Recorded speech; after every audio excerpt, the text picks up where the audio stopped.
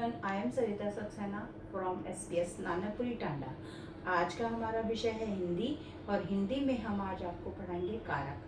कारक कारक का शाब्दिक अर्थ है क्रिया को करने वाला, संज्ञा या सर्वनाम का यही रूप जो उसका संबंध क्रिया के साथ बताता है कारक कहलाता है। जैसे दादी ने कहानी सुनाई, बंदर छत पर बैठा है, टीना पेन से लिखती है, शोभा का भाई नटखट है। अर्थात इन सभी वाक्यों में कोई ना कोई क्रिया है जिसका संबंध संज्ञा पदों से है, तथा इन संज्ञा पदों का क्रियाओं से संबंध बनाने के लिए ने, पर, से, के चिन्हों का प्रयोग हुआ है। इन चिन्हों को कारक चिन्ह या परसर्ग कहा जाता है। परिभाषा: संज्ञा या सर्वनाम के जिस रूप से उसका संबंध क्रिया के साथ जाना जाता है उसे कारक कहते हैं। कारक के भेद: कारक के 8 भेद होते हैं।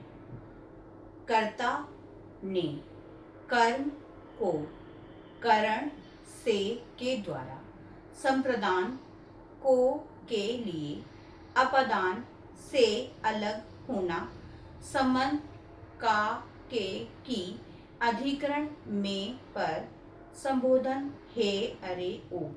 कर्ता कारक: कर्ता अर्थात करने वाला, वाक्य में क्रिया अर्थात काम को करने वाला कर्ता कारक कहलाता है। वाक्य में कर्ता संज्ञा पद अथवा सर्वनाम पद होता है। कर्ता कारक की विभक्ति ने है। जैसे राधिका ने गाना गाया, अनिकेत चित्र बनाता है। इन वाक्यों में राधिका गाना गाने का तथा अनिकेत चित्र बनाने का काम कर रहा है। पहले वाक्य में परसर्ग ने का प्रयोग हुआ है, जबकि दूसरे वाक्य में ने परसर्ग का प्रयोग नहीं किया गया है।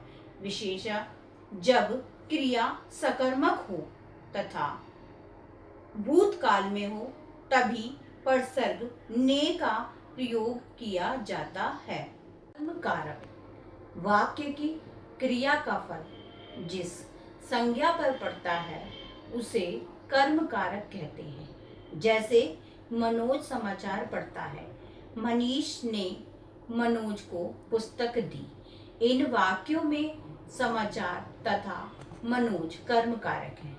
विशेष परसर्ग रहित वाक्य में कर्म कारक की पहचान के लिए क्रिया के साथ क्या जोड़कर प्रश्न करते हैं। क्या का जो उत्तर मिलता है वह क्रिया का कर्म होता है।